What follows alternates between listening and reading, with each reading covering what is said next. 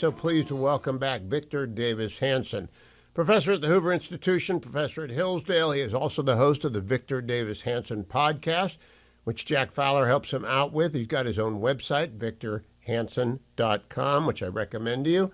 How are you, Victor? Pretty good, Leo. Pretty good. Glad to be here. I'm glad to hear that. I want to talk to you about President Trump's 6 months in office, and I'm going to run down my list of issues from top to bottom. But before that, I wanted to ask you an off-the-wall question I can only ask a classicist and a historian. If you have to stack up Gaius Marius, Sulla, Pompey, Julius Caesar against each other, how do you rank them as the most significant for Rome?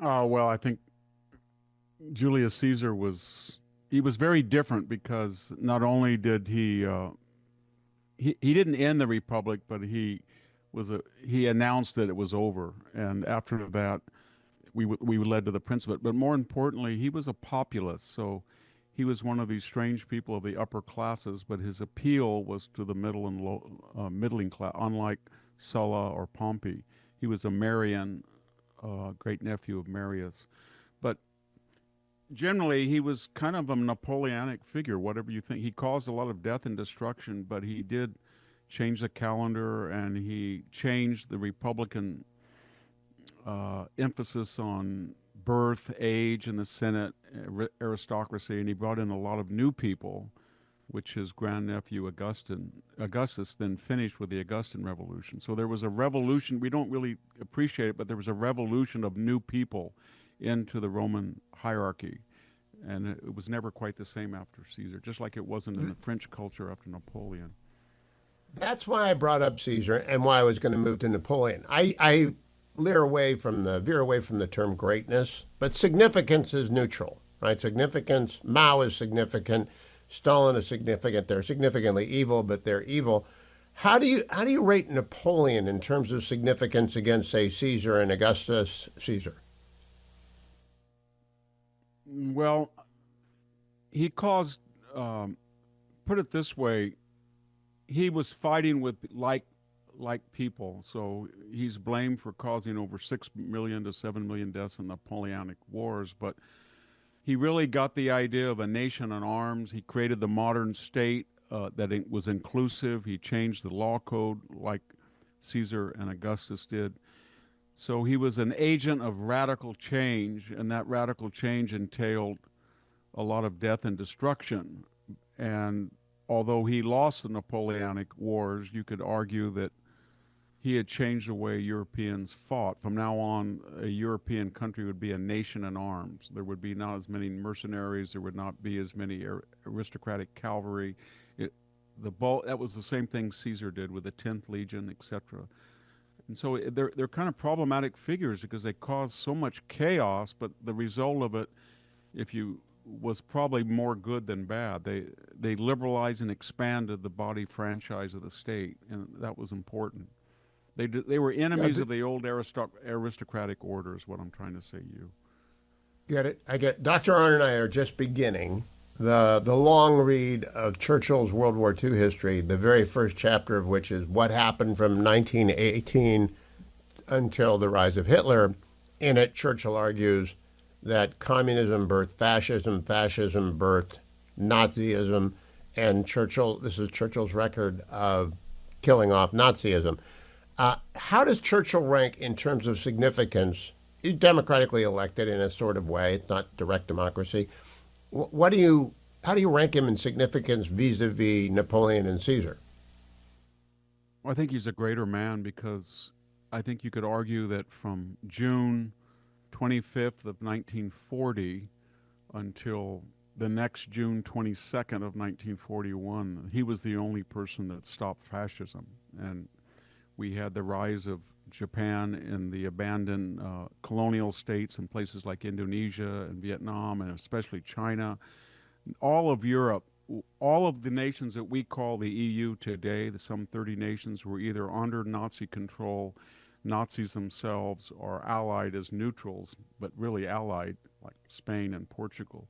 And he was the only person there, and all the pressures were against him. Halifax, the British aristocracy, to make some deal via Mussolini or somebody. And he had confidence, as he said, he quoted the famous first Lord of the Admiralty about Napoleon when they asked him, will Napoleon invade England? He said, I don't know, but it won't be by sea. And Churchill said, Hitler will not come in here by sea. And that was the only way he could get in. And so he stood alone until the Soviet Union flipped and had been an enemy of his, a de facto ally of Germany. Then suddenly it was an enemy of Germany. But nobody could have kept the Allied cause alive for an entire year by himself against such formidable enemies, except, I think, by sheer willpower, Churchill.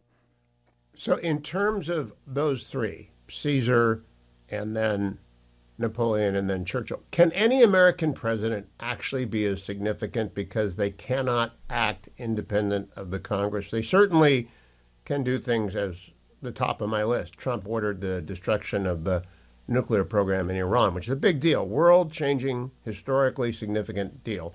But he still can't do things in the way that even FDR could do because there was a declaration of war. Can any American president be significant in the way that those wartime leaders and historical figures have been? Well, we'll see, because Donald Trump is waging a classic counter-revolution. It's economic, social, cultural, military, diplomatic, political. I've never seen anybody try that. Reagan, maybe for the first year, tried it, and then he kind of went into the tax cuts, deregulation, the Cold War, but not this multifaceted fashion. Nobody thought you could take on the elite universities about surcharges on grants or endowment taxes or anti-Semitic. He's doing all of that. And no one thought you could take on the green lobby. The military told us we just can't get 55,000 extra recruits that we need anymore. It's drugs or gangs or we're in competition with private industry. He did. No, everybody said you cannot close the border without comprehensive immigration. That was proven to be a fallacy. But when you look at the breadth of what he's trying to do, and then you look within the Republican Party, he's really, I don't think historians appreciate that. He's taken race and tribe and replaced it with class interests. So the Republican Party now is saying to the Hispanic truck driver, the black truck driver, the white truck driver, you all have more in common than you do with your self-appointed leaders on TV or media or The View or in politics or Hakeem Jeffrey or any of these people. And so if you had said he's going to get 55% of the Hispanic male vote or 26% of the black male vote, everybody thought that would be impossible. And so he really, I think he's revolutionized the Republican Party in positive ways. And so he's done as much as you can do in our system, is what I'm trying to say, Hugh. And so at the same time, it's my argument the Democratic Party could go the way of the Whigs. I really think Mr. Mamdani, or Comrade Mamdani as I call him, is their end point. That's where they're heading with an AOC-led, Mamdani-supported party.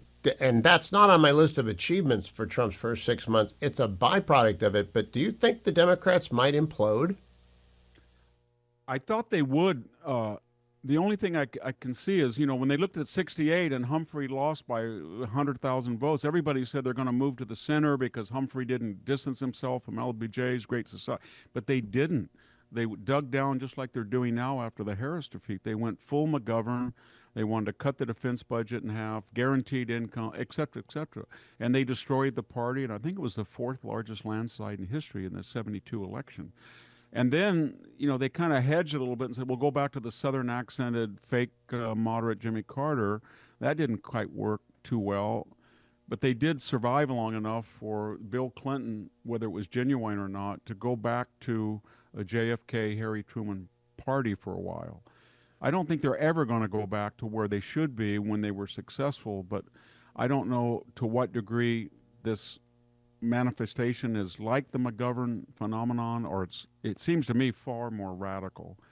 And I don't know anybody in that party because the big money is with the AOCs and that fringe wing.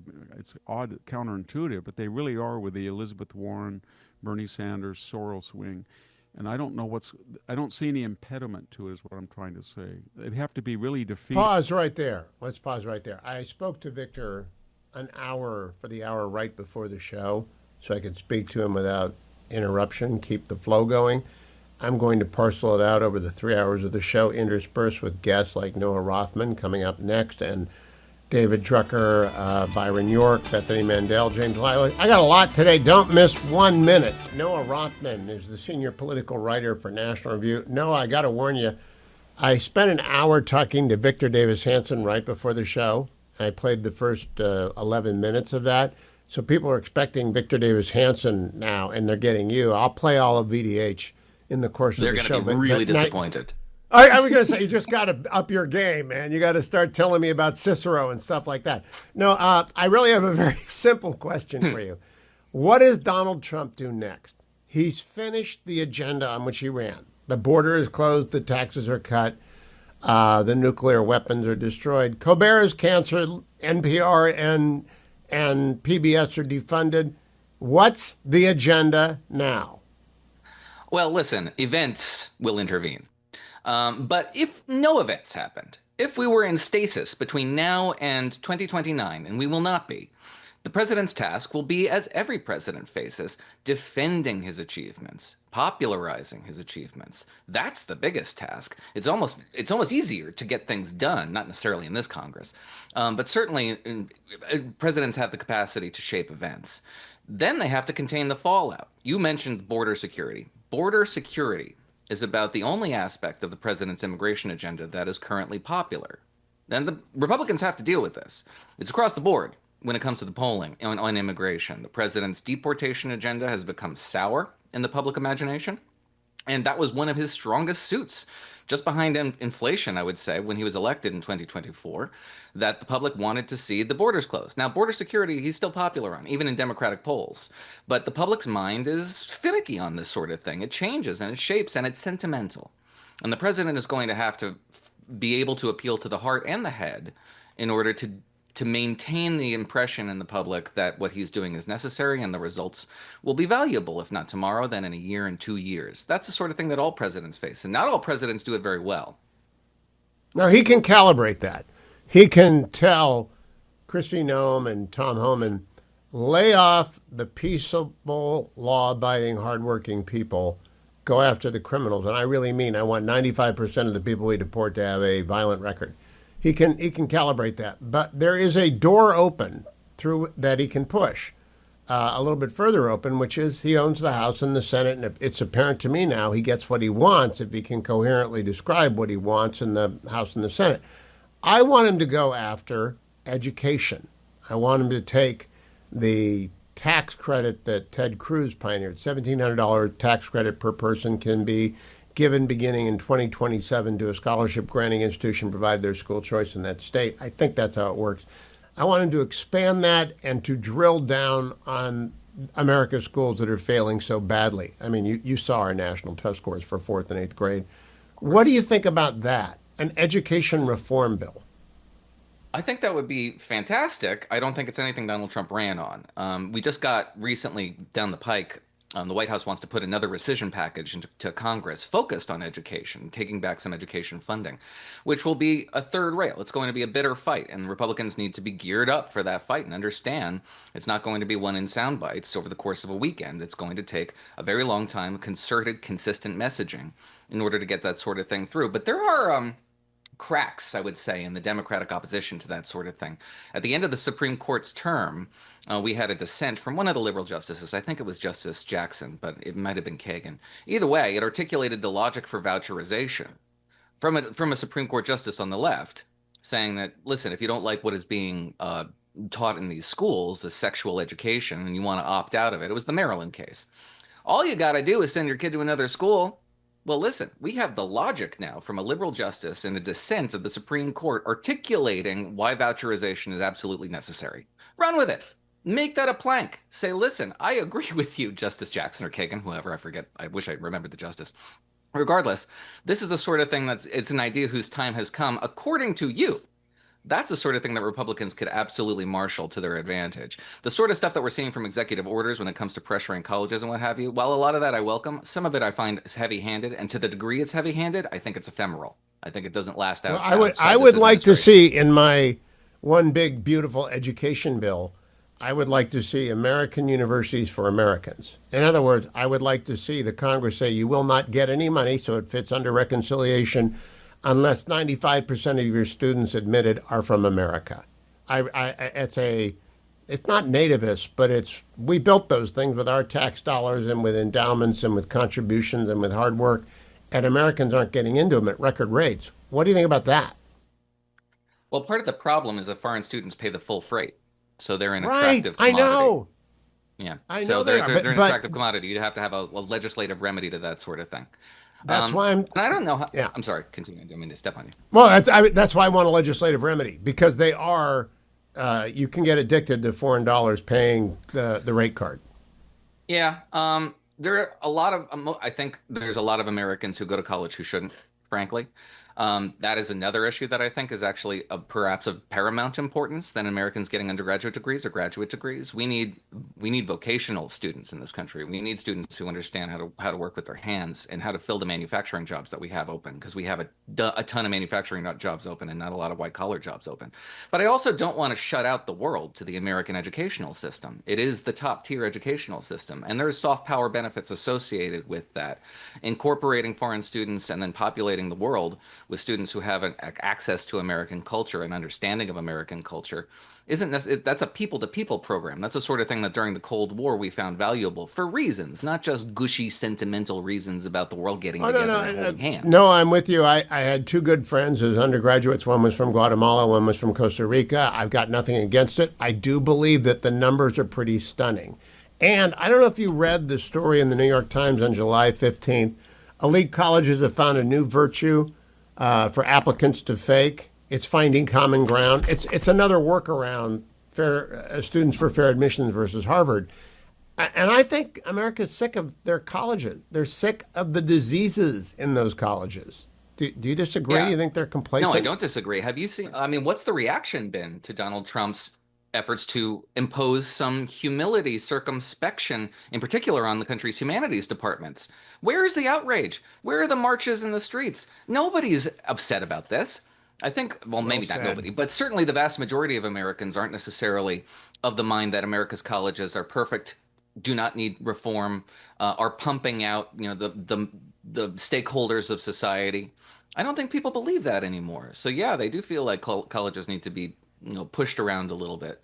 But there's Do always they feel that way about K through 12? I mean, our fourth grade reading scores are enough to make you have a heart attack. We got 1 minute. They are. My assumption, and I don't have any research to prove it, my assumption would be that Americans think all schools are terrible except theirs. Their school's okay. Their teachers are okay. It's the same as they feel about the representatives. Everybody hates Congress, but they don't hate their representative, and they're going to send them back next year. It's the sort of thing that I think you'll find a weird dichotomy where people feel like, yes, the institution as a whole needs to be reformed, but mine is okay, which in terms of when it comes to Congress, stymies reform and similar efforts. Well, I hope that when the editors, that's the podcast on which you can hear Noah, get together again soon, you'll talk about the agenda, because they're in one right now. It's done. Implementation remains, executive branch implementation, but legislative agenda. I would love to hear someone come up with something, because they can't sit around on their thumbs for 18 months. They got to run. Noah C. Rothman on X. Listen to the editors, on which he's a weekly participant or near weekly participant. John Ondrazik, Slice of American Pie, from his album Slice a few years ago, really captures those of you who have contributed to the Food for the Poor campaign they are sponsoring right now. A bunch of new Food for the Poor volunteers and workers arrived in Kerrville today, Tuesday, to assist in the ongoing relief efforts there as they gather in all the supplies. They need more. They need you to help. Here is one mom talking about what's going on. She went out on a happy note. She probably looked at that flooding in the night, as an adventure. And the counselor said that Blakely was encouraging her cabin mates to not be afraid. She was always a leader, encouraging others. In my heart, I know it happened fast, and I'm just so grateful the life that she lived was so happy. That is a mom who lost her 8-year-old. And I thank her for helping Food for the Poor bring relief to the people who are still alive but who have lost everything. Will you help us out? The banner Help Texas is over at hughhewitt.com. You cannot miss it. It's at the top of my website, Help Texas. That's it. $50 sends another box of supplies. Or you can text my name, Hewitt, to 51555, Hewitt to 51555. They will, in return, send you a link to Food for the Poor, the campaign for Kerrville. Or you can call in a donation the old-fashioned way, 855-359-4673. We've raised tens of thousands of dollars. We need more. And we need more, meaning there are just a lot of people who lost everything. And there are a lot of relief workers down there helping the mom like that one cope. You can help a lot with a donation to Food for the Poor, 855-359-4673. Coming up after the break, I'm not going back to VDH yet. I'm going to talk with David Drucker about this legislative agenda. I know one thing that one of our sponsors wants in the next reconciliation. That sponsor is Americans for a Balanced Budget. And we are glad to have them here because I agree with their agenda. Their agenda is StopHealthCostHikes.com. StopHealthCostHikes.com. What do these men and women want to do? They want to make sure that the tax credits that are available right now, this very day, to people who have been forced into the Obamacare state system, where you have to go to their, your employer doesn't provide it, you're not on Medicare, you're not on Medicaid, you're a working bee. You're out there working every single day, so you have to go to the exchanges to buy your Obamacare health policy. Right now, there's a tax credit that helps you defray the ridiculous cost of those policies. They're much higher than they were expected to be, but everything that Obama told you would happen with Obamacare was a lie. So they need the next reconciliation to preserve the health care tax credits for people who have been forced into the exchanges. You need to go and help them out. Please go and visit StopHealthCostHikes.com. StopHealthCostHikes.com. Finally, it's time to take my relief factor. Did 6 miles this morning, and I didn't do anything for 3 days, so it's a little bit sore. But I take this relief factor every day at this time. In the first hour, if you're watching on the Salem News Channel, you see me do it, and I do it very quickly. And the reason I do it on the air, so you can see me or hear me take it every day, because I really do take it every day. And I really did do 6 miles this morning. I don't exaggerate. I don't inflate. I do take my relief factor, and I feel that that is why I'm able to keep doing this year after year, year after year after year. Now, I am behind this year over last year. I've dropped because of a variety of different things and travel and things like that. So I got to pick up the pace in the last 6 months of the year if I want to hit my 1,000 miles. And that's my objective every year, is do 1,000 miles of trundling and or walking, at least move fast.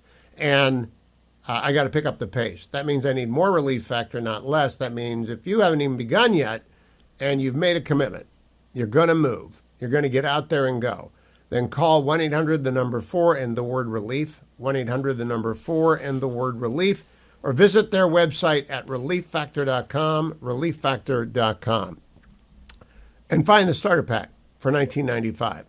I was looking for Tommy Vietor. Here it is. Tommy Vietor, one of the pod bros, is mad at Hunter Biden for Hunter Biden's meltdown yesterday. Cut number 11. Look at what's happening in this country right now. Like, I know you're angry personally, but you're a victim here. We're all living with what happened in this election. And you got a pardon. You're fine. It's just Yeah. utter lack of self-awareness. It's the shamelessness that really gets you in the end. They're really hurt because Hunter said a couple of lower tier, second rate speechwriters have been living off Obama for 10 years now, the pod bros, and Hunter smashed into them, and they're hurt. Their feelings are hurt. David M. Drucker is with the Dispatch. Hello, David. How are you? I'm great, Hugh. Good to see you. What is the significance of the files that Director Gabbard released having to do with President Obama and the Russia? Yeah, I don't think there's significance. I don't think there is much significance. Look, I think anything that we may have learned or that there was to learn would have long been out now if there was any there. I think the Russia investigation has been put in its place and put in the past, and whatever her agenda was for releasing some of the files, I just don't see anything new, and I don't see how it advances any argument for the president. I don't see how it hurts Democrats. I don't see how it helps the president. It doesn't hurt the president, but I don't think there's much there. What about the referral of former CIA Director Brennan to the Department of Justice by current Director of the CIA, John Ratcliffe? Significance? Again, I mean, we'll have to see what to make of it. But when you're targeting or going after former officials, I mean, if there's some real evidence of wrongdoing, then we'll see it. And then maybe once we see what that is, then maybe it becomes significant. Otherwise, I think a lot of this is just partisan noise, kind of roped into Democrats targeting Trump, Trump targeting Biden, everybody going after everybody. Significance of Epstein and Hunter Biden's meltdown yesterday. Two different topics, one question. Right. Very entertaining, no significance. I mean, the Epstein files are a longstanding conspiracy in terms of what we think the files are if they exist, not the allegations and the proof of wrongdoing on Epstein's part. And the Hunter Biden interview really shows, how much that family appears to lack self-awareness for their responsibility for where they are and from their perspective where the country finds itself, but it's not going to impact politics one way or the other. So, David, I brought up those four stories because, like you, I don't think any of them has particular significance. They're superbly researched and interesting theories about them, but they don't actually impact you, me, or anybody who's listening right now. What I want to know, that is a significant deal, is what is the president going to do next? His legislative agenda is done. The border is closed. He blew up the nuclear program.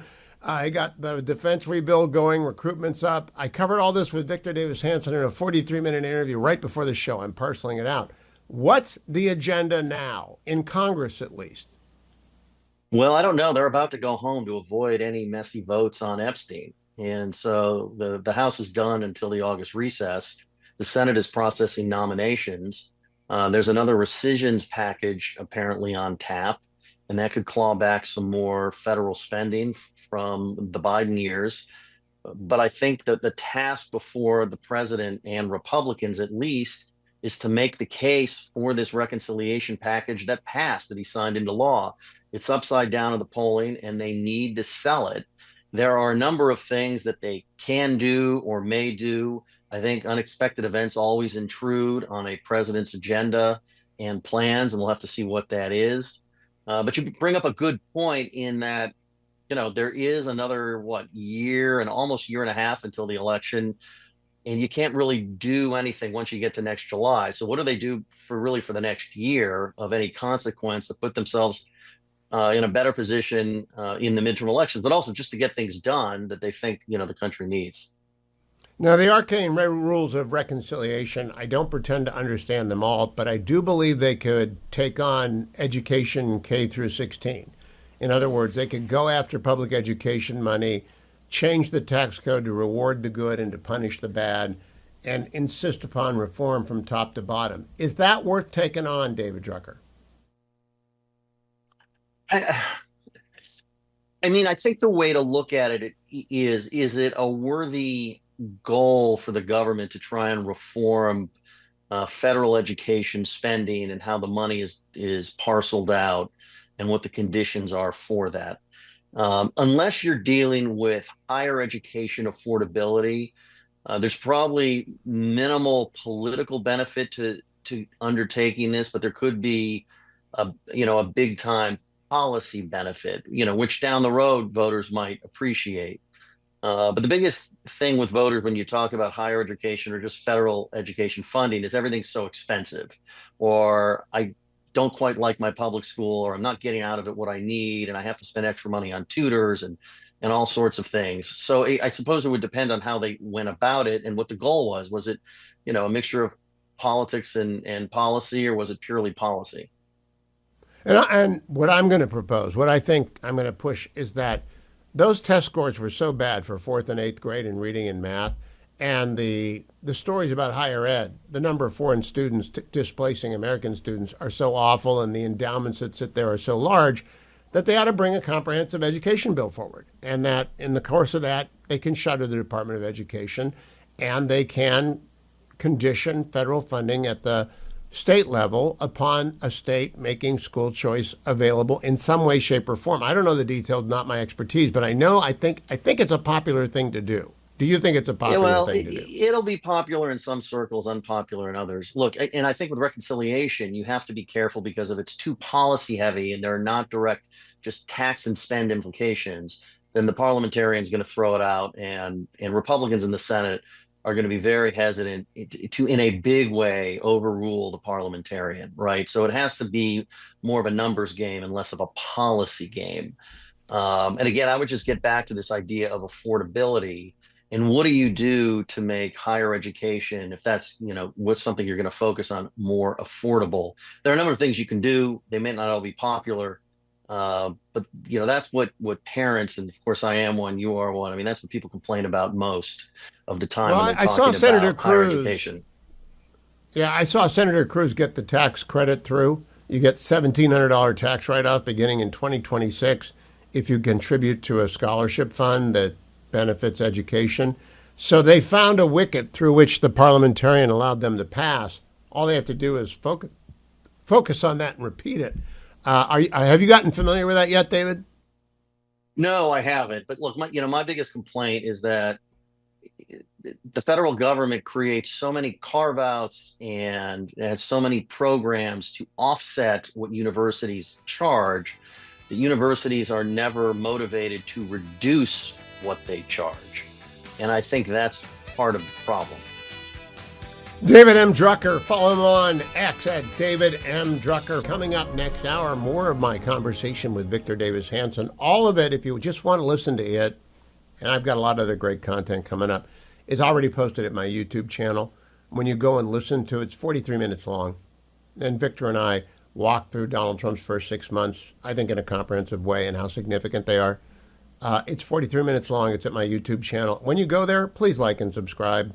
I appreciate that. It helps the algorithm take notice of the conversations I have here, whether with Byron York coming up or Bethany Mandel or anybody else who's coming up.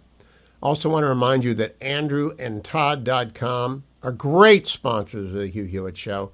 And Andrew and I have been going back and forth. And you may have paid off your house and not need a mortgage and are happily living out a debt-free existence. That's great. Andrew wanted me to remind people that it's not a bad idea to have a small mortgage on your house. And I didn't realize this. It absolutely will defeat fraud upon your title. Let's say you've got a house that's worth $200,000 and you take out a $25,000 mortgage or a $50,000 mortgage or maybe a $100,000 mortgage. Then there is an obstacle to fraudsters in their way. Now, you have to make a payment, but the deal is take the $100,000 and invest it in Treasury bills, paying 4.5%, 5%, and pretty soon your protection of your greatest asset is going to cost you less than 1% a year of whatever that loan amount is. Call andrewandtodd.com, 888-888-1172. If you've decided, hey, I didn't know that, I'm vulnerable to fraud. Yes, you are. It happens a lot. If you've paid off your house, people come in, put liens on it. They do all sorts of stuff. They fabricate your name. You'll find out at the end. There's nothing in the way. There's no lien against it because there's no mortgage lien against it. There is an upside to a mortgage in some spaces. And if you've got a really super valuable house, let's say it's $1 million house, putting a $100,000 mortgage on it just makes sense to protect yourself, to protect your equity, protect your heirs and assigns. Call Andrew and Todd. If you're going to buy a house, definitely call Andrew and Todd. If you're moving and you didn't intend to move, definitely call Andrew and Todd. If you're a senior citizen, you got to get as much money out of your house as you want because the Biden inflation lingers and is crushing you. Donald Trump has tamed inflation. But go over to andrewandtodd.com, 888-888-1172, 888-888-1172. Now, they've been sponsors of my show for more than a decade. I've known Andrew for 22 or 23 years. I've known Todd half that time. I'm in a Bible study with Andrew again. We meet on Wednesdays. I'll see him tomorrow. I just want you to know, if you want people you can trust to do your mortgage, that's Andrew Del Rey and Todd Avakian. They're with Sierra Pacific Mortgage.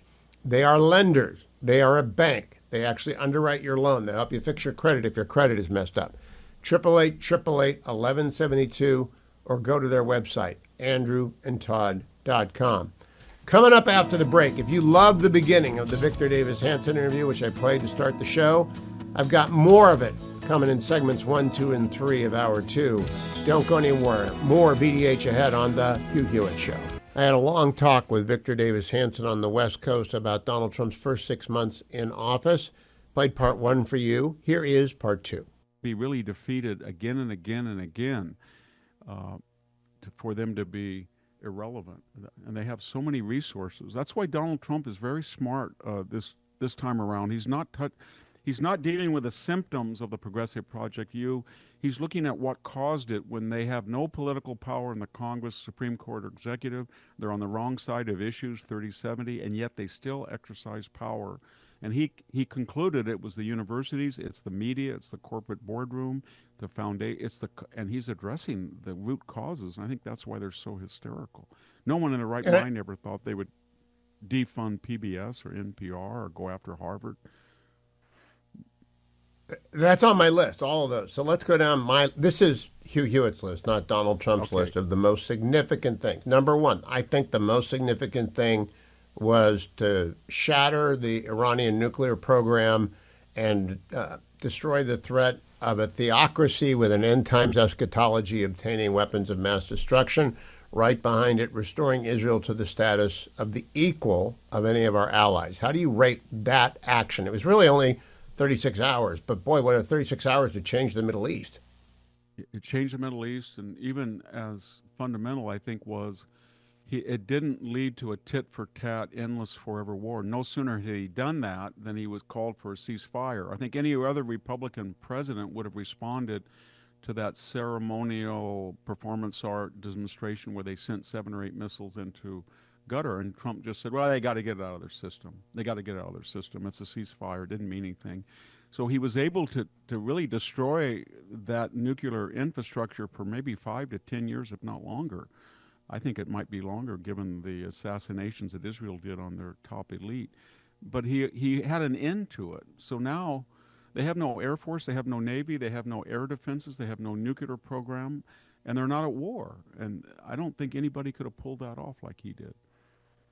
I agree. So that's a big win. Now, he also got NATO to commit to going to 5%. That's not a win, that's a pledge, but it's a vision for Europe defending itself against Russia. How significant is that?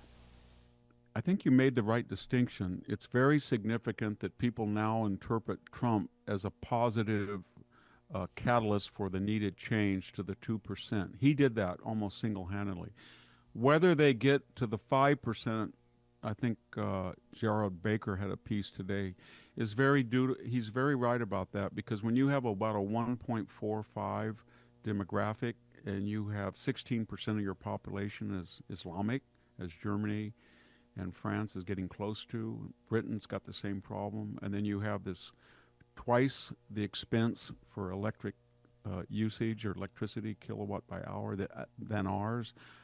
I don't know how you free up the capital without deregulating and lowering taxes and closing your borders and going back to fossil fuel energy. And they don't seem to be, it hasn't gotten bad enough, I guess, but I'm really worried that they're calcified. They may embrace small modular reactors, and if they do, they can make up their energy grid, but they're caught in a regulatory morass of their own making, and I don't know that they can get themselves out, but Putin scares them, so they might. You've already mentioned, I want to dwell a little bit on the border closing. Not only is it done, and not only was it done in half of the 6 months, I mean completely done, 100%, from millions and millions of people to zero, I think that's the equivalent of the bloody flag that the Republicans are going to wave in presidential elections for a generation. Do you want to go back to the Biden border? Because that was such a catastrophe for the country. How significant politically, now we know what the consequences are for immigration, it's over, but how consequential is the political downstream effects of having done that? Well, if he had done what a lot of people expected, cut down the 10,000 to 2,000 or 3,000, I think it would have been debatable. But he ended it, and he put to a lie the idea you needed comprehensive immigration. So from now on, if a Democrat comes in and we go back to the old system, people are going to say this is what it really is. This is a demographic effort to reconstitute, the political system of the United States by importing voters, and that's what it was. But Trump really exposed them by just I had never seen anything like it. He didn't just deal with a problem; he ended illegal entry in 6 months. Now he's got a problem with the 10 to 12 million that were let in under Biden, but I've never seen anybody. It's analogous, and maybe this is on your list as well. We were told by Pentagon, I've talked to a lot of generals, we were told we would not get 45 to 55,000 necessary recruits because of fill in the blanks, obesity, gangs, drugs, competition with private enterprise, just impossible. And he comes in and he solves that problem too against conventional wisdom. So, and I don't think anytime we have a military shortfall in the future, I think people are going to say you're going back to DEI, or you're giving that message to these white males who die at twice their numbers in Iraq and Afghanistan of the demographic, and you've alienated them. And DEI, and we all knew that was the reason that particular cohort was not joining, and the data support that, but you couldn't get that message out. He just blew that up and said, change the message, change the value system, welcome people in that like to go to combat, and the problem's solved. And it's quite remarkable what he did with recruitment and the border. It's not on my list, except I'll come to defense one remove from here, but you're absolutely right, and I'm going to expand my list for that. I want to get to the one big beautiful bill. He extended and expanded the tax cuts, and for the first time, I'm 69, Victor, first time, the key rates were made permanent. He refused to succumb to the Congressional Budget Office, and use the 10-year deal, which always created a crisis. They're permanent. If anyone changes them, they're raising taxes, political death knell. How significant? But in that bill, by the way, there's so many things I didn't even know that were in there, like $1,700 tax credits if you're a taxpayer in a state with school choice. I'm still absorbing everything that's in that bill. It was a massive piece of legislation that, unlike the Biden and Obama big bills, did a lot more than merely spend money. He I think, supercharged the economy. We won't know for 6 months, but I think that's what he did.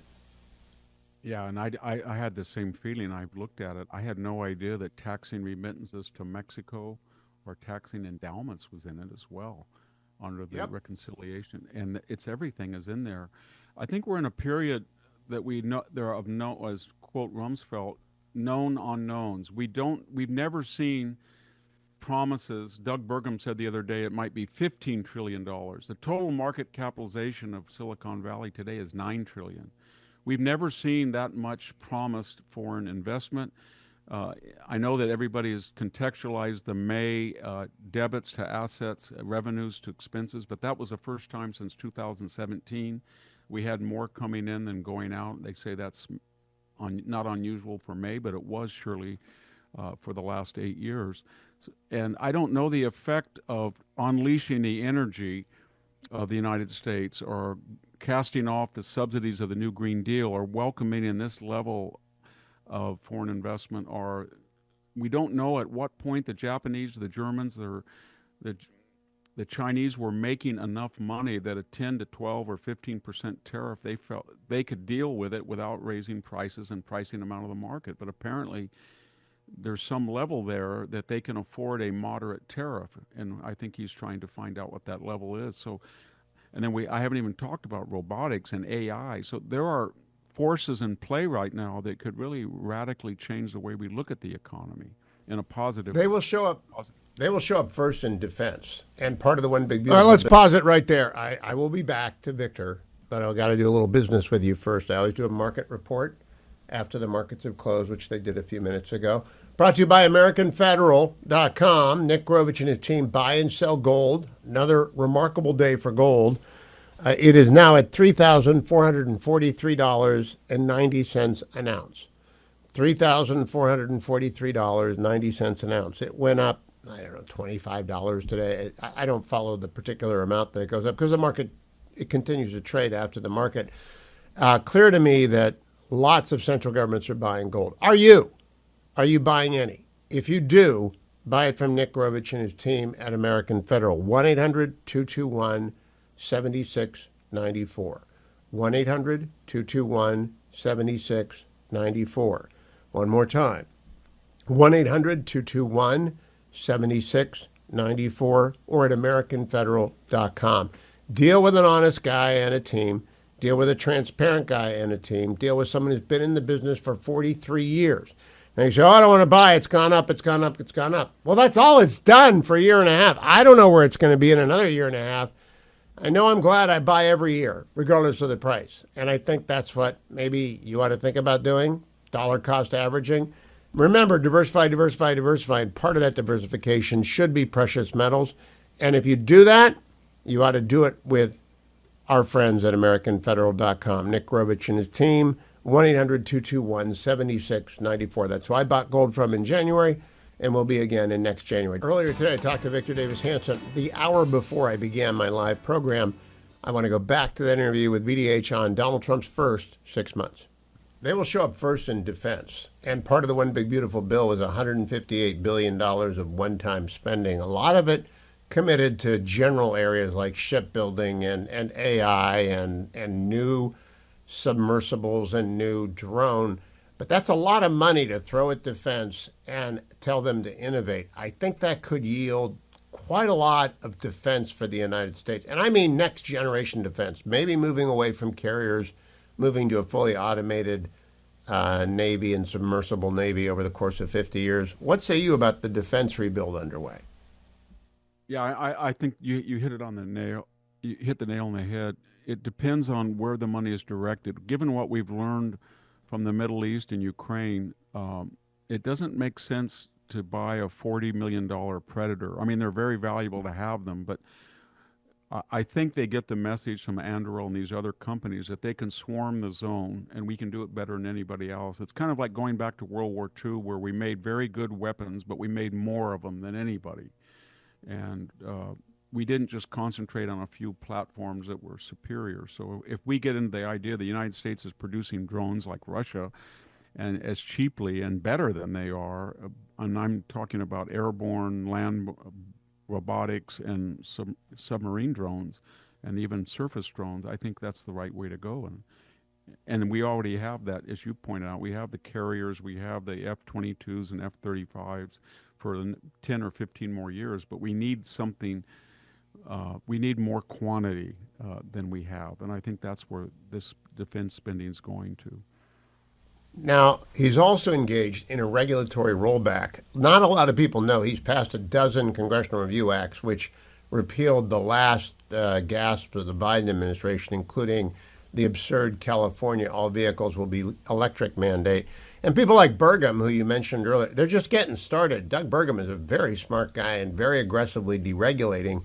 Do you think that, and those regulations that were rolled back were across environmental overreach, energy suppression, financial regulatory complexity? He's just blowing all that out. What will the impact be on America of that?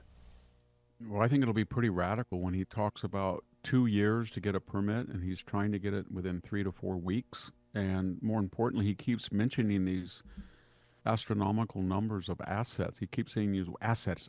We have $100 trillion. And I think what he's saying is that a state like California's got some of the richest timber, richest minerals, rare earths down in the Mojave Desert, Monterey shale deposits. And a lot of this is on federal land. And so what he's looking at the whole energy thing in a different aspect, I think. He thinks, there are assets here that can be developed not only for self-sufficiency, but will grow the economy and grow federal revenues. And we've never really had somebody talk about the United States is very rich in the things it just won't touch, but it can develop these without harming the environment. I think that's what he's going to do, and I think it's going to make a big difference. This is a sidebar. It's not on my list. You're a farmer, as well as being an academic and a class assistant, a commentator. Do you think anyone will ever turn around California's gridlock so that they do something big again, like a canal, like the peripheral canal that was 50 years ago and didn't work? or desalinization plants. We're building this stupid train to nowhere. I think Trump's going to kill it dead. But will California ever do anything big again? Well, on our latest census, the largest minority, the minority was Hispanics, 45%. And they polled in the last election, it was pretty much, even in California, because of the Central Valley Inland Empire, about 55% for Trump. Their issues are 40 cents kilowatt hour, $6 a gallon gasoline, the regulations you talk about, not enough water for the agriculture. So they are becoming very, very conservative. And if they find the right leadership, and they don't go down the tribal route, but I think they feel that they're a force for sanity, I could see some big changes. But I have no confidence in that 10 million people from La Jolla to Berkeley, that coastal corridor that are, buttresses by, I said, the 9 trillion in Silicon Valley, the Bay Area politicians that run the state now. And they exercise so much control through their money and power. And that's where all of our elite, Caltech, Stanford, Berkeley, UCLA, they're all on the coast. So is the banking industry, so is Silicon Valley. And you have to have some foil to that. And when you lose 300,000 upper middle class professionals and small business people a year, and that's what we think is leaving, it's really, something has to change. I don't think those people will change. They're too wealthy and affluent, and they feel that they're immune from the consequences of their own deleterious ideology. But here where I live in the San Joaquin Valley, there's a lot of second and third generation Mexican American politicians that are talking about just what you're talking about. Why don't we have more reservoirs? Why did we make high-speed rail when we could have spent a tenth of that with a second Amtrak lane? Why is the 99, the I-5, the 101, 4 lanes, 2 in each direction, 70 years after they were built and improved? So they're a group that's talking about, they're not talking about transgender, they're not talking about DEI, they're not talking about reparations, none of that. They're just talking about how can we live. And they're a powerful group if they can get organized. Part of that is inflation is calmed. Now, when inflation is, we've gone through 2 big inflation periods in my lifetime, the Carter inflation and the Biden inflation. How long does memory of how destructive inflation is lasts? And does that benefit Republicans after Trump? Yeah, the problem with the second inflation is I don't think it ever ended. It spiked at 9.1, but it hit things like food, gasoline, electricity, insurance. So here in California, 1/4 of the people cannot pay their PG&E bill. PG&E is broke. The biggest Pacific Gas and Electric, for people who don't Yes. live out there. They're Yes. the largest Yeah, yeah. provider along with Southern California Edison of electricity on the West Coast. Yeah, 25% can't pay their bill. When I see people in the Southwest Fresno County, I go to a cut rate gas station. No one fills up with a credit card. They go in with $20, $50. They come back, they look at their wallet, they think I can spend another $20. And the gas here in this cheapest of all places in California is $5.50 a gallon. Oh, my. So, yeah. Wow. So, I was in New people are- Hampshire yesterday. It was $2.89 I had to fill up. $2.89, Victor. yeah, I filled up in Sharon Heights in Palo Alto a week ago, and it was $5.90.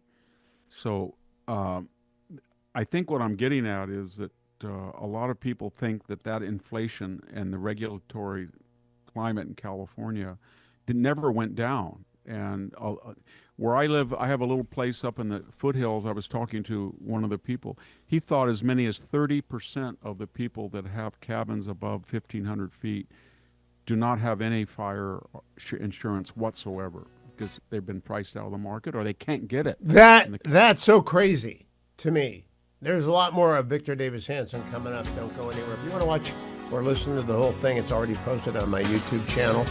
Head over there. But I'm telling you, it's really astonishing that people in California are paying $6 a gallon for gas. People in New Hampshire are paying less than half that. That tells you a lot about California and nothing about gas. I want to remind you, everyone's got one of these. Mine's an orange iPhone. Maybe you've got a different brand. But you got to have a cellular plan. I've got two because I have two phones. And one is for work and one is for family. And you might only want one phone, but whatever it is, whether you have one or two, go for Consumer Cellular. Brand new sponsor of mine. They're fabulous. ConsumerCellular.com/Hugh if you want my special introductory offer. That's Hugh25 is the code, HUGH25. You'll get $5 off of each of your 5 first monthly bills. So why change? Well, first you want to go and grab your cell phone bill and take a look at it and just find out how much are you paying for a cellular service. That adds up every month. And my guess is you don't know. My guess is none of you know.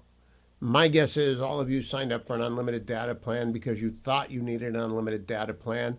And you probably got a line per kid as your family grew.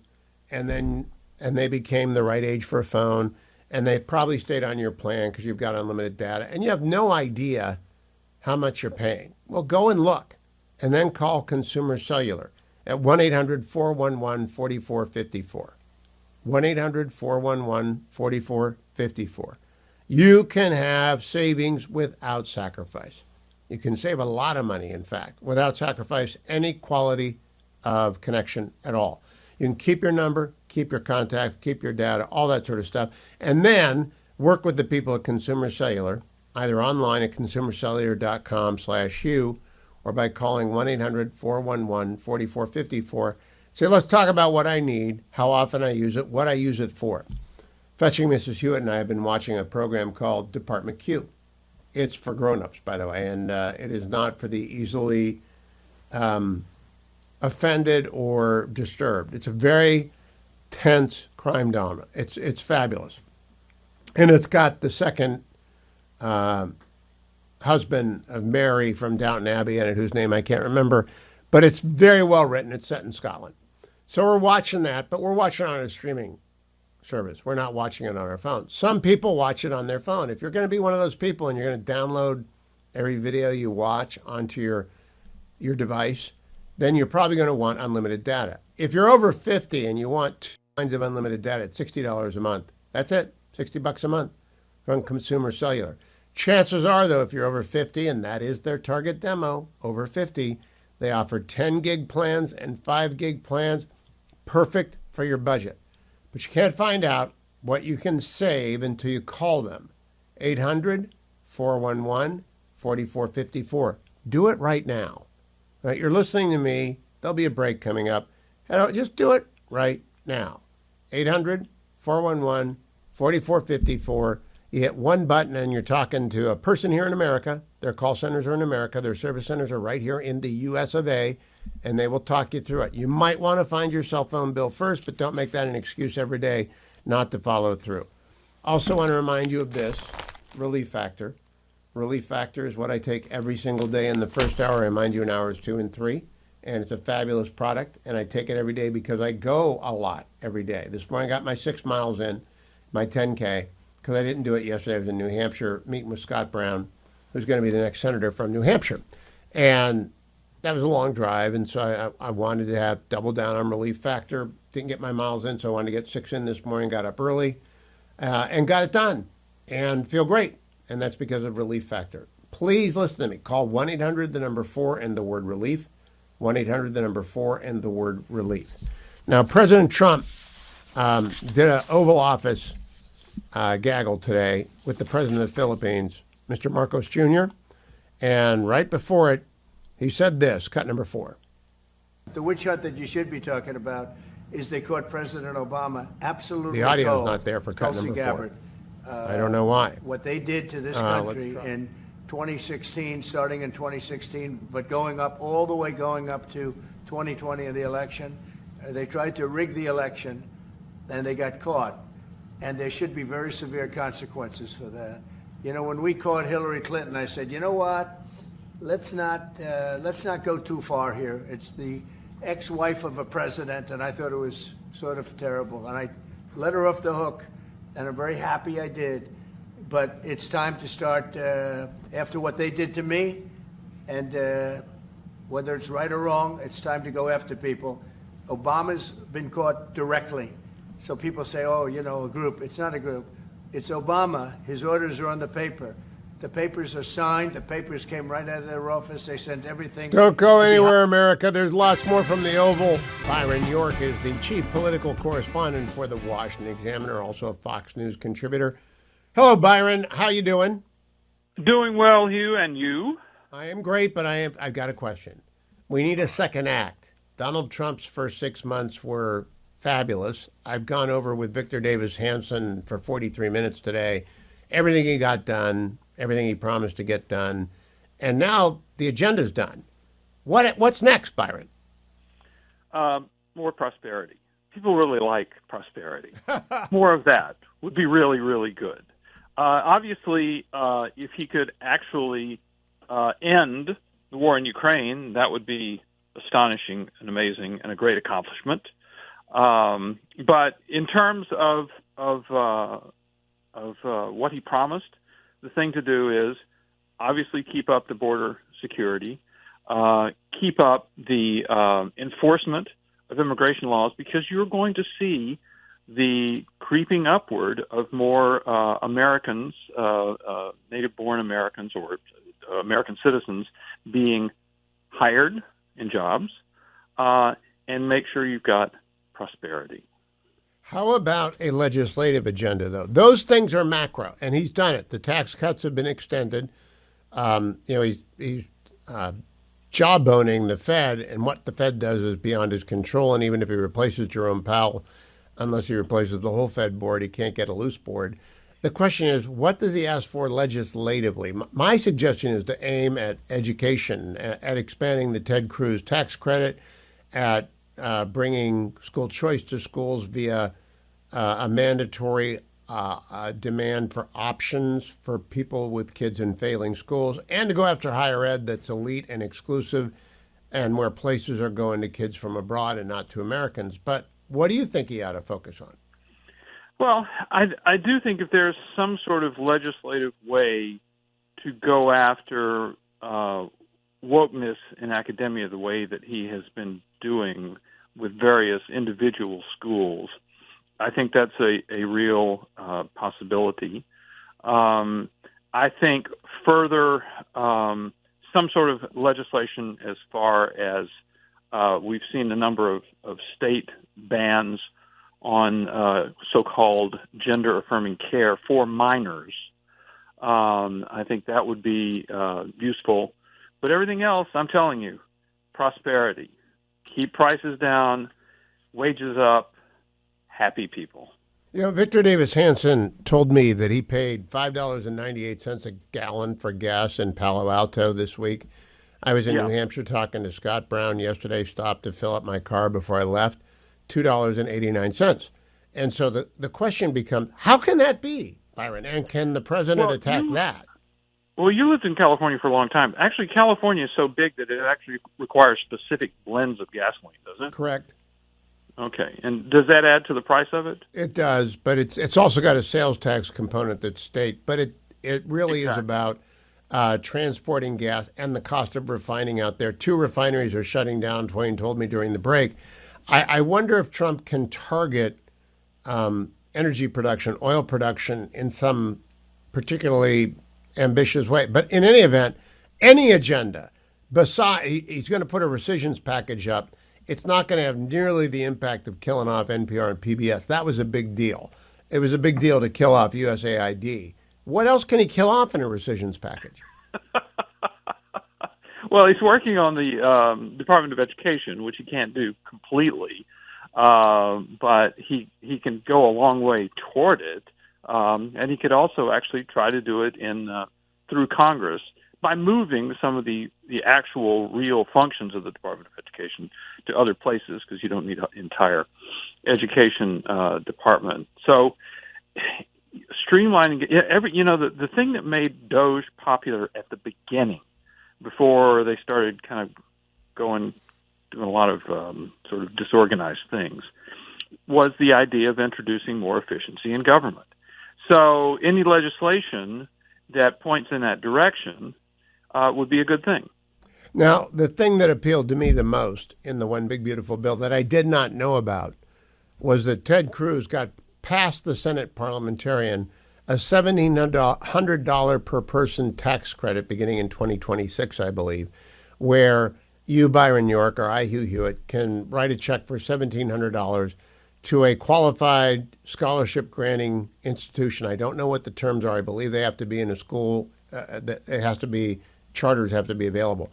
And that's a tax credit. That's a dollar for dollar reduction in your taxes.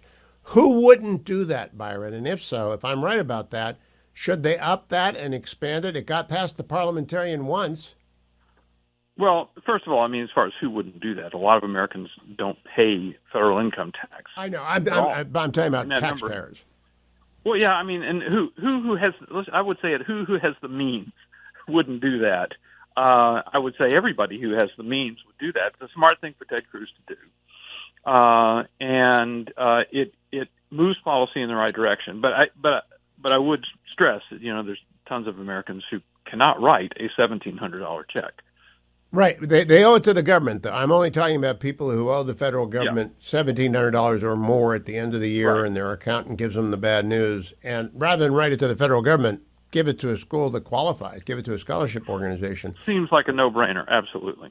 What about a requirement, and I think this could get past the Senate parliamentarian, if we're going to spend money on your school, you've got to accept at least 95% Americans in your student body. 95% Americans, meaning citizens? Admissions, yeah. People who are here legally. I do think some sort of limit on. I think there are a number of schools that have taken a lot of foreign students for revenue purposes. Yes. That's a really bad idea. A really bad idea because it reduces the opportunities for Americans. So that's one way to get at this problem. But the idea of sort of for-profit padding of the foreign student population is really nuts. It's nuts, it's unpopular, and it keeps American kids whose parents built the country, including the roads. You know, remember when Obama said you didn't build that? Universities actually did not build themselves. They were built with money that you and I and every taxpayer before us provided, including the private ones. Byron York, follow him on X at Byron York. Follow him in the Washington Examiner, where he writes every single day a newsletter that you got to be getting. Watch him on Fox News, where he's a Fox News contributor. The Pod Boys are very upset with Hunter Biden, who called him out by name and said they were jumped up junior speechwriters who've been dining out on Obama's name for close to 10 years. Here they are talking about Hunter Biden, Tommy Vietor, John Favreau, cut number 10. When it comes to the attacks on Hunter himself, like, okay, what if we just stipulate for the hypothetical, like, yes, okay, all your business dealings were above board and legal. All your paintings were purchased by art lovers who loved the product and didn't know your name. Trump is worse. You were on the board of Burisma because of who your dad is. And that is what people hate about Washington. And it was part of the problem. And like, there's some other, like, he said he blames the debate on the Biden staff, saying they gave him Ambien on his foreign trip. But like, Biden got back from the G7 on June 14th. The debate was June 27th. Ambien. If Ambien was the issue, like, I don't think it's Ambien, it's age. Also, right? It's like he was tired, so they gave him Ambien? Also, like, just like, allow me to rant one more second. Like, his big beef is that Republicans stick together and Democrats are united. But he's obsessed with this show, obsessed with George Clooney. They don't talk about Gaza until 2 hours and 50 minutes into the interview. I'm guessing that was the bigger threat to party unity than a George Clooney op-ed. You know what I mean? It's just this sense of entitlement that, like, from Biden, from his family, from the inner circle, that he was like owed the presidency, owed a second term. It is just very grating. The whole premise of 2024 was, yes, voters are saying that Joe Biden's age is his biggest liability. But don't worry, because Joe Biden's the closer. And when you see him campaign, he's going to put those worries to rest. He had a good State of the Union, and then he had the worst debate any of us had ever seen, and it became insurmountable. And so at long last, he didn't put the concerns to rest, he put his campaign to rest. Right. And at long last, the Democratic establishment decided to listen to the voters. And it was very hard to get the establishment to do that, but ultimately they did that. And everybody kind of collectively ultimately were able to get Joe Biden to step aside and do the right thing for the country. Now, we don't live in the world where Joe Biden ran that race all the way to the end. But one thing we know is that Hunter Biden, throughout Joe Biden's presidency, was a terrible I can't listen anymore. It's Democrat on Democrat violence. It's shocking to have Democrat on Democrat violence. Let's turn to doing something for the good. Let's turn to Food for the Poor. They are sponsoring a campaign to help the people of Texas who have lost everything. And there are thousands of those, tens of thousands actually. Every $50 you donate to the Help Texas banner at hughhewitt.com allows Food for the Poor to send another box of relief supplies to Texas. They are open. They are running. They just sent a brand new group of volunteers and staff down to Texas today. So go to the banner on top of hughhewitt.com. Be as generous as you can. We're very close to finishing this campaign, but I want to top every target that we've set, and we're almost going to do that. You can call a donation at 855-359-4673. $50 sends another box. They need lots of boxes. 855-359-4673. 855-359-4673. I'm going to play part 4 of my interview with Victor Davis Hanson, which I taped the 45 minutes right before the show. And I didn't want it to be interrupted by ads. I don't want to take up too much of Victor's time. Busy man. This is part 4 of that. It's already posted over at my YouTube channel. You should listen to the whole thing on Donald Trump's first 6 months. I was talking to one of the people. He thought as many as 30% of the people that have cabins above 1,500 feet do not have any fire insurance whatsoever because they've been priced out of the market or they can't get it. And the California FAIR Plan is basically bankrupt. It's not very good. So we're seeing new things I don't think we've ever seen before, where we're reaching a peak where insurance doesn't work. A lot of people can't afford car insurance. They can't afford to turn on the air conditioner. If I go to the local Walmart today, I will see people in there sitting there to get the free cooling because they don't want to turn on their apartment or something. And so I don't think we realize that about Newsom and that type of governance, that really ruined the middle class. It was aimed at the middle class, and Biden's was too, and it was a double whammy here. But it's almost unlivable if you don't make over 70, 80, 90,000 per capita. It's just impossible to live. Now, I want to turn to something you've mentioned already. The Trump war on DEI and CRT has driven DEI underground, has crushed CRT completely. Title IX has been protected, and elite higher education has been served notice that it has to comply with the Constitution and the Civil Rights Act of 1964. Now, these are demands that Trump is making. He's suing Harvard right now. Wall Street Journal yesterday, even if Harvard wins this court case, the Trump fight won't go away. There's a long editorial, I believe it's in the New York Times. Elite colleges have found a new virtue for applicants to fake.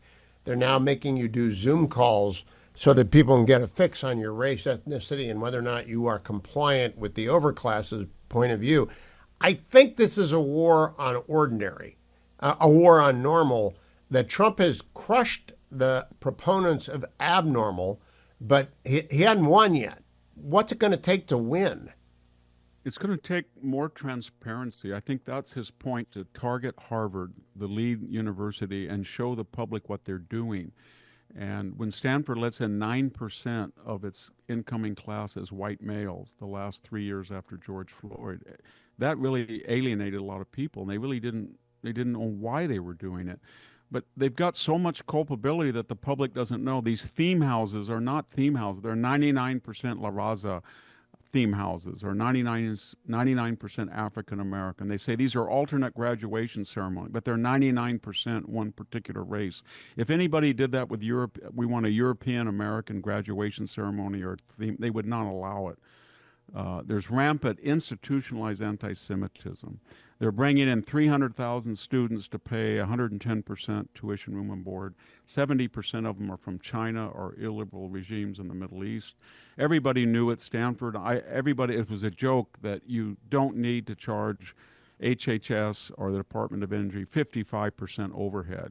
And so they're going down to 15. So when you look at what Trump is trying to do and what he's trying to expose, it's revolutionary, because there have been people who said, I've talked to some economists, if Stanford has, just to take one example, if they have to go down to 15% on their massive federal grants, and if they have to pay an 8% tax on endowment, they may have to come up with $300 or $400 per year. And the other big revelation that I think Trump has kind of exposed is these endowments you are not really 55 billion at Harvard, 35 billion at Stanford. Most of that money is targeted to esoteric or mainstream projects that can't be put into the general fund. And more importantly, these are long-term assets. And when they have to have fire sales to free up liquidity, you'll find that these endowments are not what they are. And people will tell you that off the record, and they're going to have to go out and borrow money to make this endowment tax or the surcharge reduction. And that's not even the fines they're looking at for having foreign nationals they didn't report. I think Stanford was fined $50 million the first term for not reporting Chinese gifts. So they've got a lot of exposure. Yeah. There's also an attempt to target the admission of foreign students, not because they are foreign students, but because they occupy places. I saw Mark Andreessen give a talk recently that if you're a white kid in Wisconsin and your parents want you to go to an elite college, forget it. You're not getting in. And that's going to anger, again, it's more fuel for the populist revolt, but it's not really a populist revolt. It's a demand that meritocracy return. Do you think Trump he's got Harmeet Dillon over at the Office of Civil Rights, got Linda McMahon, he's got a bunch of good judges on the Supreme Court that hate counting by race and counting by gender. Do you think it can get done? Is it possible?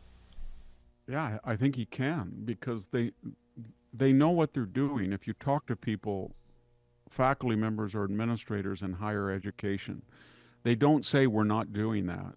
They're saying that we're doing that, but you have no right to say we can't do it, or we're doing that and we're doing it now in such a way you'll never figure out what we're doing. But they never deny what they're doing.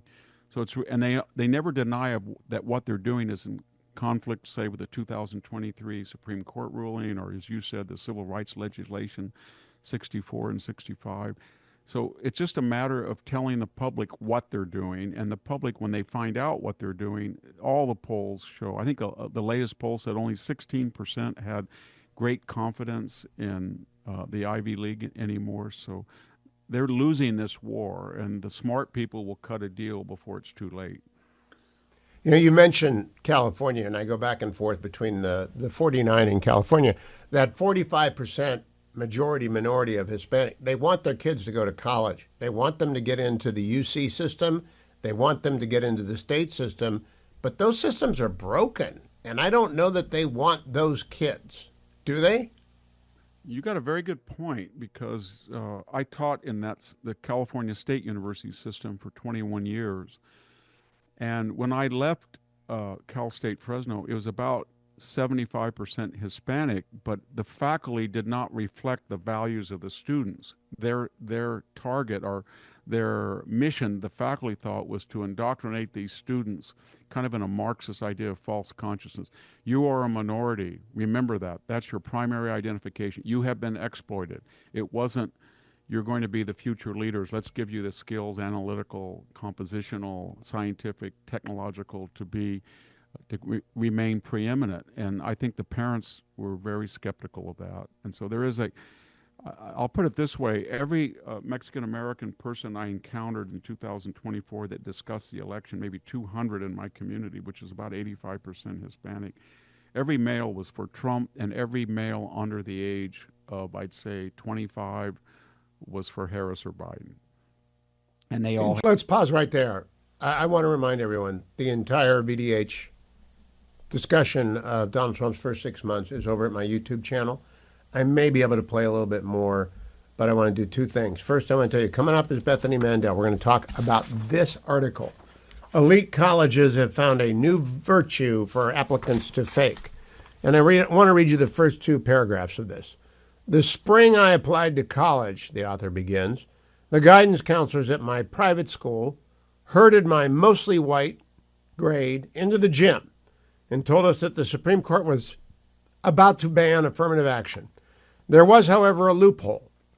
Though the court would no longer allow colleges to screen applicants for race per se, they would probably still be allowed to ask applicants how race had shaped their lives.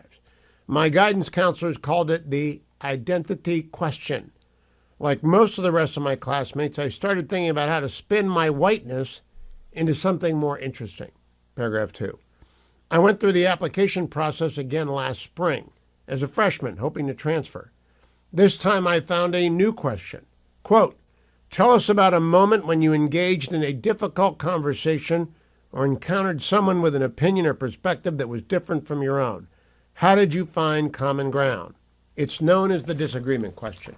I'm going to discuss that with Bethany Mandel. Don't go anywhere. She's been thinking about the same thing. Don't go anywhere. Except over to Help Texas. Over at the top of my website, you will see the banner, Help Texas. That's for Food for the Poor. They are sponsoring a campaign. $50 a pop sends another box of relief supplies to the hill country of Texas. You can call it in as well. 855-359-4673. 855-359-4673. 855-359-4673.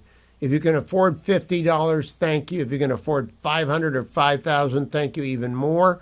Whatever you can give matters to these people who have lost everything, including, in many sad and tragic cases, children. Bethany Mandel joins me. She is co-founder of themomwars.substack.com, prolific writer and observer. And I sent her an article I want to discuss with her. It's the article I was quoting in the last segment by Alex Bronzini-Vender. Elite colleges have found a new virtue for applicants to fake. It's about the, quote, disagreement question. Luckily, Bethany had already read it and, in fact, is writing about it. Hello, Bethany. Tell us what you thought about it and what you want to write about it. So it's pretty interesting. It's been on my radar since last week. When someone I know who sends their child to a very elite institution, they got an email from their college counselor basically saying, you know, if you want to send your kids to an elite college from this elite high school, this is pretty much a requirement. This is something that you need to sign up for. And basically the kids are signing up to engage in dialogues about topics like climate change, gun control, abortion, and they're being graded on their ability to be empathetic and open-minded. And I think that all of your listeners understand what that is coded language for. They're screening students to make sure that they have the proper views and the proper way of expressing those views. And no one who's too mean or too analytical can sort of make it past that barrier. Are they trying to kill the late night bowl session in college where everyone sits around and debates whether or not there's a God and whether or not the planet's going to... Are they trying to kill college? Because that's what it's going to do. I think that they've already killed college. What you're describing hasn't existed since I was in college. I'm an undisclosed number of years ago. But now, when I was in college, they would create safe spaces. So you could only have very limited conversations, and people could hide in their safe space if the conversation made them feel uncomfortable. And now students can't even get into college if they could possibly make someone feel uncomfortable. And so that's why they're being graded on their empathy. But empathy only seems to go in one direction. And it's, on the case of abortion, for example, the empathy doesn't go towards the unborn baby. It always goes towards a mother who's experiencing a crisis. Well, can you imagine, though, a Muslim, a Catholic, a Jew, and an atheist sitting down and agreeing? They're not going to agree, right? They might add something. They're not going to agree. It's a preposterous idea. Can you imagine a Democrat and a Republican? They're going to talk. My best friends in college were all lunatic left-wing Democrats, and they still are. Well, they're not lunatic left-wing. They're very smart Democrats, but they still are my best friends. I'm just astonished. Why is this existing, and why can't we kill it? Well, they don't want lunatic leftists and lunatic conservatives like us to coexist at college. They want to eliminate us lunatic conservatives so that they can have more schools that are overrun by lunatic leftists, as if that has been going well for them for the last 2 years. But no, I mean, I think it's a screening tool. Full stop. I think it's a screening tool to weed out people. And it's not just in colleges, it's also these elite schools become the elites. And so, for example, when we talk about climate change, we're informed with a lot of certainty that every scientist agrees on this, when it's not the case. But fast forward 20, 30 years after all of these students have become scientists, that will be the case. It will be the case that all scientists agree on climate change. All psychiatrists agree on transgender ideology. They are ensuring that they have total ideological certainty over these, pretty hot button issues for generations to come. Now, interesting. Victor Davis Hanson and I are a generation ahead of you, and we just agreed 3 hours ago. I've been spinning it out over the course of the show that legacy media has been destroyed and colleges are next. And legacy media, Colbert being canceled being the example of that, has lost its audience because it's so doggone boring. And I think elite colleges are not so elite anymore. Moreover, I'm hoping that the second reconciliation takes and puts a target on them and takes away their tax-exempt status if they do stuff like this. Do you think there's any chance Republicans have the spine to take on elite America? I think with President Trump in the White House, yes. But I think that, parents of my generation are coming to the realization that the schools are not the answer for our kids. Public schools, I'm sorry, are not the answer for our kids. And so we're going lots of different routes. School choice had, a pretty big moment in the Big Beautiful Bill. That's another thing I want to write about because not enough people are talking about it. But in certain states like Florida, like Arizona, we're seeing school choice measures, and parents of my generation are pulling our kids out of these traditional public schools for private schools, for co-ops, for homeschooling. I think that that's on the horizon for college. I'm not personally signing up to spend $250,000, $500,000 to have my kids go to these schools. And I think a lot of conservatives are in that same boat. Well, then the network benefits of some schools remain extraordinary. And they're being devalued, but they remain high enough that parents will hope their children aspire to them. At the same time, though, I'm interested in what you think. University of Maryland, like Ohio State University when I was a kid, it's not where you wanted to end up, but it's where some people had to go. They didn't have any options. That's changed. They're great universities now. They become great research universities. Do you think that the center of the college, like the South, has already risen, like Georgia is already a hot place to go to college? I think they're taking the kids who want to, A, get an education, B, make friends, and C, have fun. Absolutely.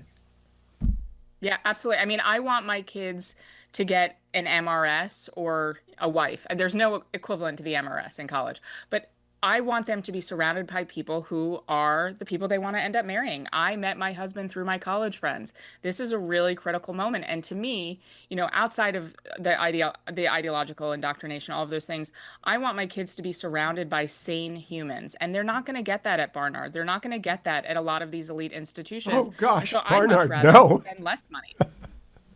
Yeah, you know what? I want my grandchildren to go to college where they make lifelong friends with whom they can share the joys and sorrows of life. And they have all succeeded that way.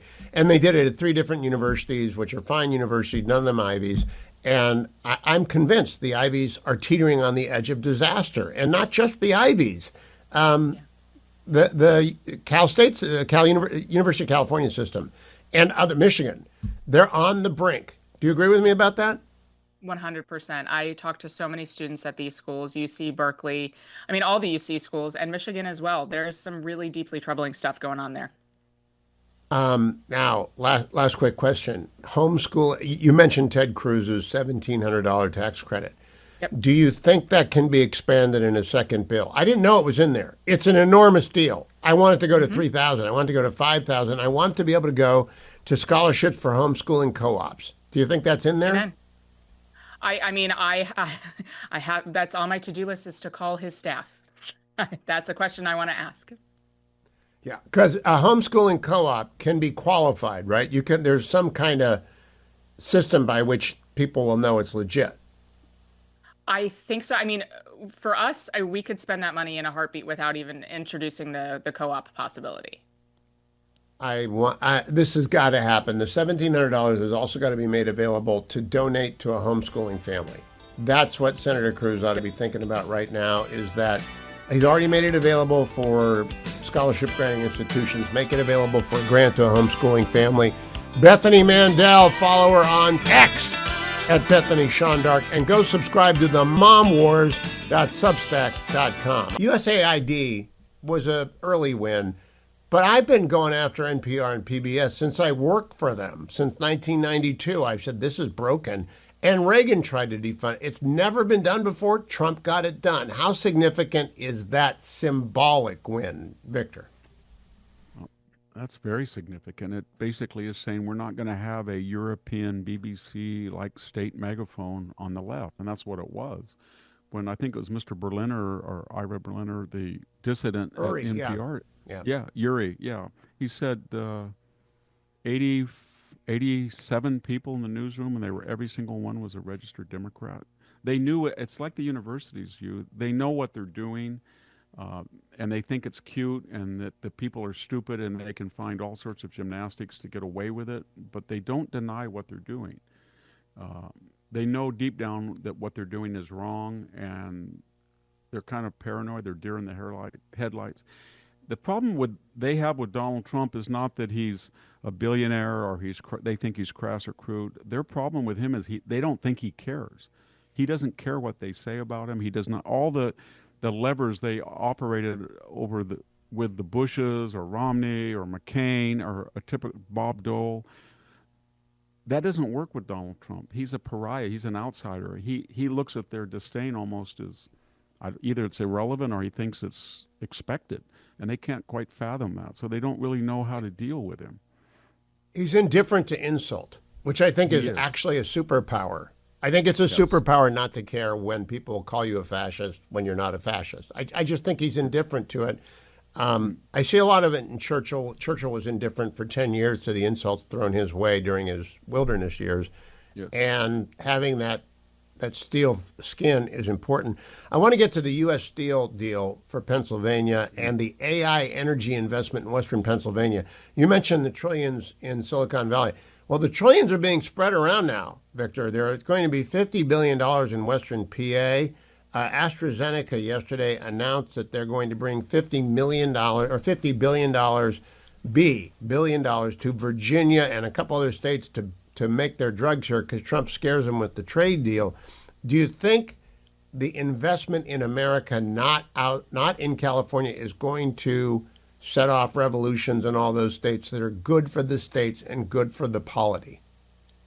Yeah, I do. I really do think when you're talking about a magnitude of 10 to 15 trillion, and if it's honored by these foreign entities within a year or two, there's various ratios. I sometimes talk to the economist at Hoover of how many jobs are created by the type of investment and the size of the investment. But I think they agree that there's going to be several million jobs created by this, lots of jobs.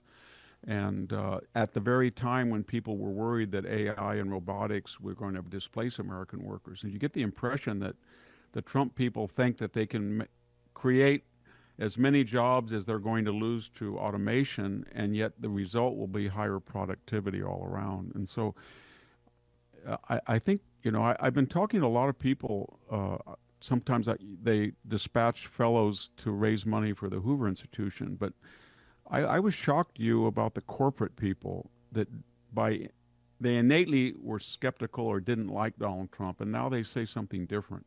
They say, well, we don't like his tweets, but my God, this is like our wildest dreams come true.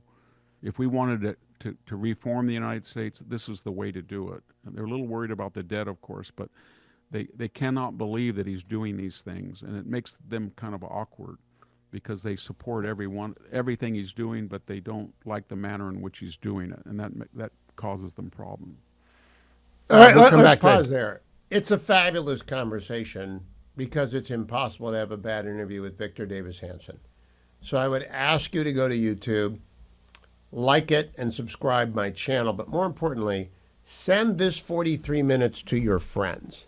Right? It's very easy to do. Just say, hit the share button. and share it with your friends, especially your friends who hate Trump. Because VDH is too smart to hate. He's so calm and so persuasive. Hopefully they will sign up for the Victor Davis Hanson podcast, which if you're not already following, you should. It's 3 times a week. Jack Fowler, the former publisher of National Review, is his partner in crime. It's a fabulous podcast, part of the Salem Podcast Network, but no matter where it goes, everybody loves it because I just don't know how smart Victor Davis Hanson is, but he's smarter than anyone else I know.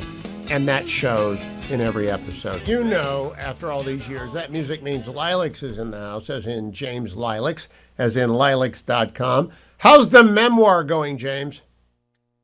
I'm halfway through, Hugh. It's been exciting. I thought so. It's been thrilling. Ever since you told me to write it, I've been working nonstop. I've got 347 pages, and we're just about up to kindergarten. I remember none of it, so I'm just having to make it all up. I want to connect you with my friend Keith Urban at Javelin because he put Selena Zito at #1 this week on the New York Times bestseller list. So I assume he can do the same for you. But you got to have a product to give him. And, you know, Lilacs, yes. We got to shorten the intro a little bit. We got to get it down. Would you tell the audience what you told Dwayne about VDH during the break?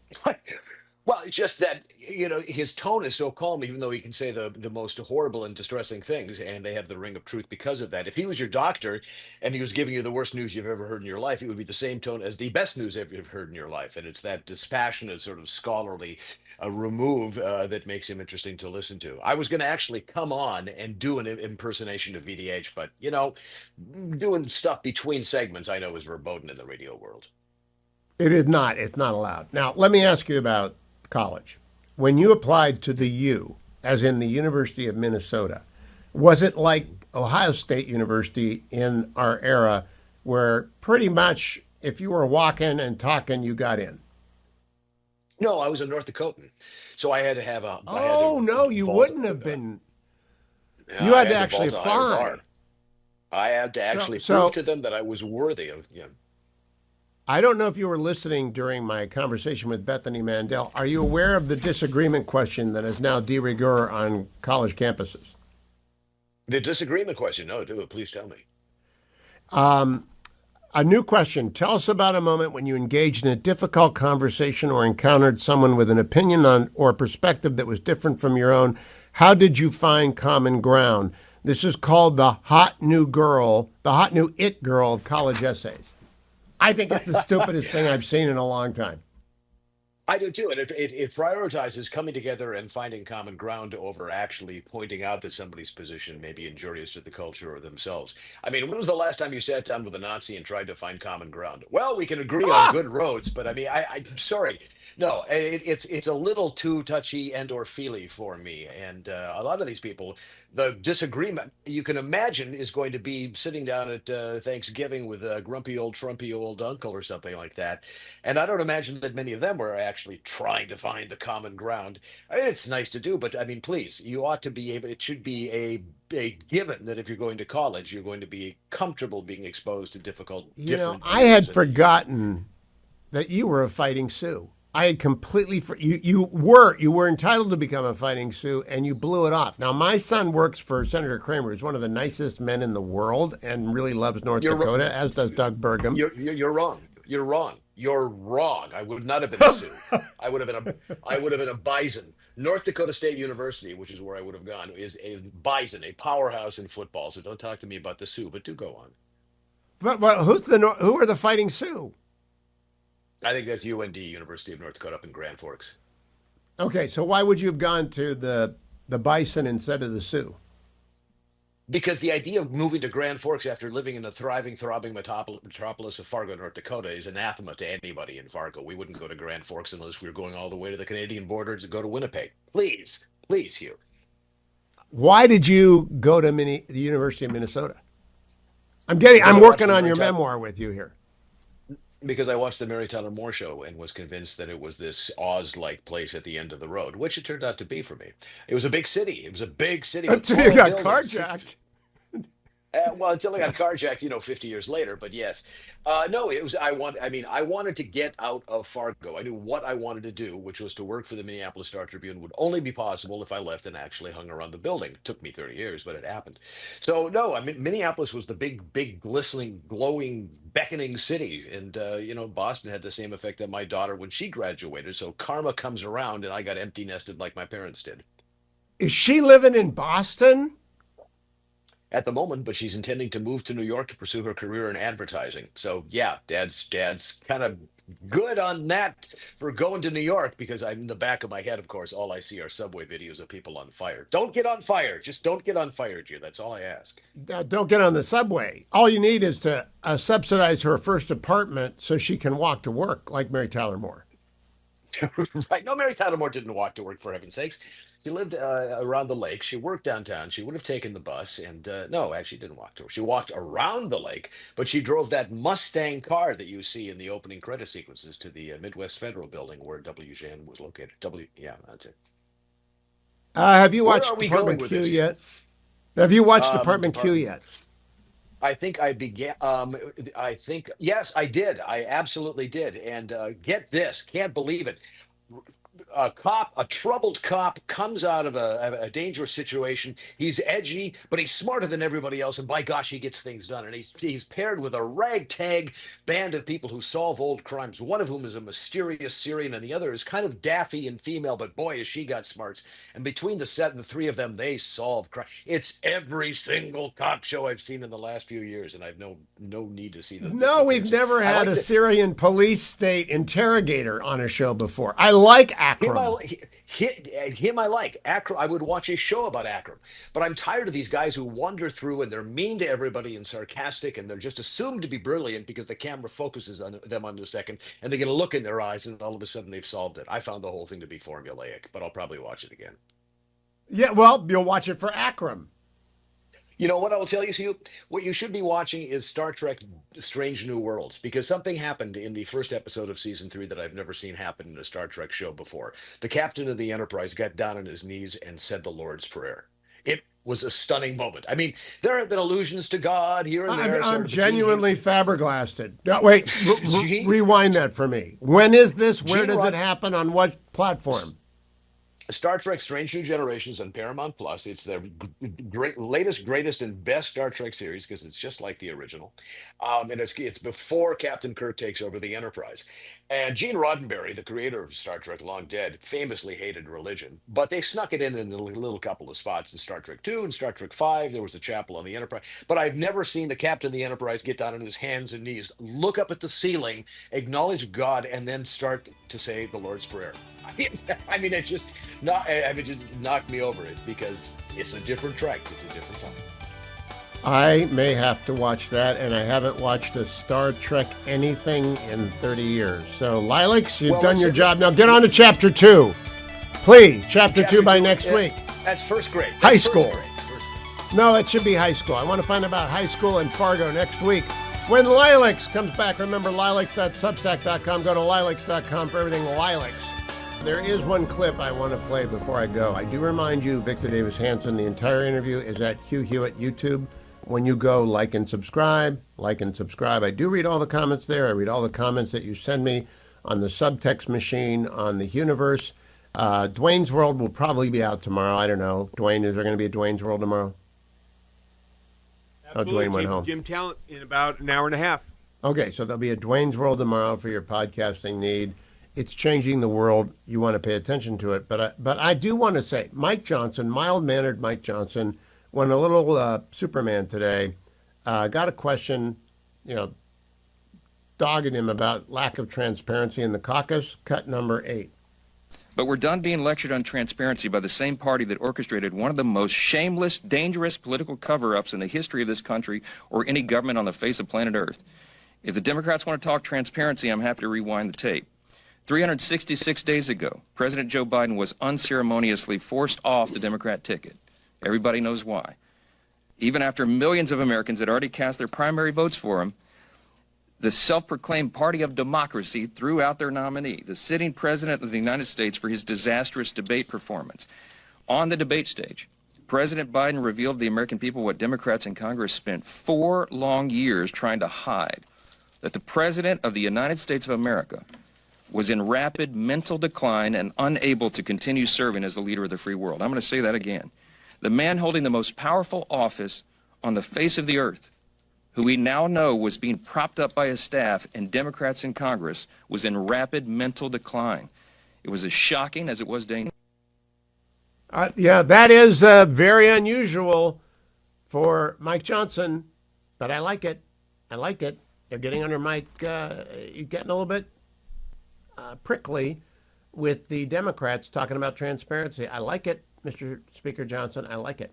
Also like Relief Factor. I'm in the Relief Factor studio, just talking about Generalissimo, about sprucing up Studio West so that it looks exactly like Studio East. And I am going to encourage him to make sure it looks exactly like this, because I look great on this screen. So my thanks, by the way, to our wonderful tech people. But Relief Factor pays for them all, the Relief Factor studio. And I love Relief Factor as a sponsor because I take it every single day. This is what one packet of Relief Factor looks like if you're watching on the Salem News Channel. You'll see a lot of ads for it. They do a lot of ads for it. Normally when I'm sitting in on Fox and being a guest as a contributor, they'll run a Relief Factor ad on Fox. They run them everywhere because they're in the business of making America feel better, and you will. You take Icarian, curcumin, resveratrol, and omega. All you have to do, take that one packet a day. Now, how do you get started? Well, you get a discount for the first 3 weeks that you try it. The special starter pack costs $19.95, less than $1 a day. And as you can see, if you've ever watched me or heard me in the first hour of the program, very easy to swallow, very easy to open, very easy to take. You take 3 a day for the first week, 2 a day for the second week, 1 a day thereafter. $19.95 for 3 weeks, less than $1 a day. Call 1-800, the number 4 and the word relief, or go to their website, relieffactor.com. Find that starter pack, sign up for it, relieffactor.com.